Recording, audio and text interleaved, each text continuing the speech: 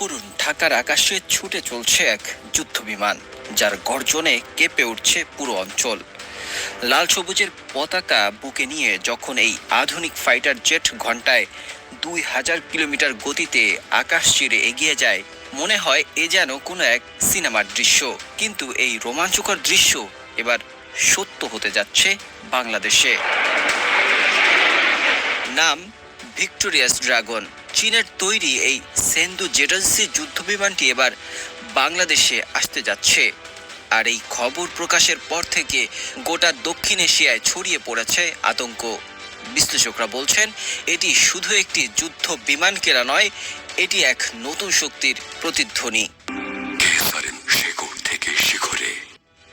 একসময় বাংলাদেশের আকাশে ভরসার প্রতীক ছিল পুরনো চীনা F7 বা রাশিয়ার MiG-21। কিন্তু সময় বদলেছে সরকার, ক্ষমতা এখন প্রফেসর মোহাম্মদ ইউনূস। আর তাই বাংলাদেশের বদলেছে দৃষ্টিভঙ্গি। এবার আধুনিক যুদ্ধনীতির এক কৌশলগত গেম প্ল্যানে নাম লিখিয়েছে বাংলাদেশ। আর এই খেলায় সবচেয়ে বড় চমক চীনের তৈরি চতুর্থ প্রজন্মের multirole fighter jet JF-17 thunder block 3, যাকে বলা হয় জেটান্সি।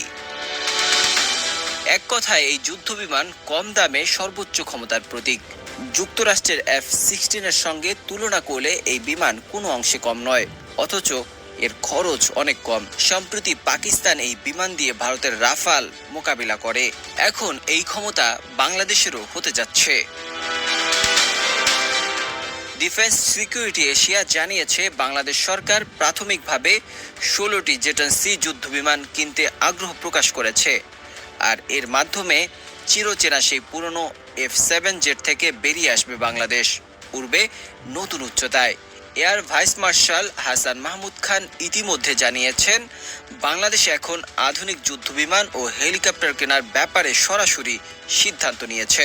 সেই তালিকায় শীর্ষে রয়েছে এই ড্রাগন জেট। প্রশ্ন উঠেছে, কেন এই হঠাৎ সামরিক তৎপরতা? বিশ্লেষকদের মতে এর পেছনে রয়েছে মিয়ানমার ও ভারতের ভূরাজনৈতিক উত্তাপ। মিয়ানমারের জান্তা সরকারের বর্বরতা ও রোহিঙ্গা সংকটের দীর্ঘসূত্রতা বাংলাদেশের যুদ্ধনীতি বদলাতে বাধ্য করছে। চীন সফর শেষে বাংলাদেশ সেনাবাহিনীর প্রতিনিধি দল যে রিপোর্ট জমা দিয়েছে, সেখানে ড্রোন, আকাশ প্রতিরক্ষা প্রযুক্তি ও স্থানীয় উৎপাদন সংক্রান্ত দিকগুলোর কথাও এসেছে। অর্থাৎ শুধু কেনাকাটা নয়, দেশেই সামরিক সরঞ্জাম তৈরি করতে যাচ্ছে বাংলাদেশ। এই সব মিলিয়ে বোঝাই যাচ্ছে, বাংলাদেশ এখন কেবল প্রতিরক্ষায় প্রস্তুত হচ্ছে না, বরং নিজেকে একটি অঞ্চলের মিনি মিলিটারি পাওয়ার হিসেবে প্রতিষ্ঠা করতে যাচ্ছে। এছাড়া ভারতের রাফাল কেনা, মিয়ানমারের সীমান্ত উত্তেজনা, সব মিলিয়ে বাংলাদেশ কোনো ঝুঁকি নিতে রাজি নয়। এবার সরাসরি বার্তা দিচ্ছে, বাংলাদেশ এখন প্রস্তুত, শুধু প্রতিরক্ষাই নয়, প্রয়োজনে আক্রমণও। জেটান্সি যুদ্ধবিমান শুধু একটি যুদ্ধ বিমান নয়, এটি দক্ষিণ এশিয়ার আকাশে বাংলাদেশের উপস্থিতির ঘোষণার প্রতীক।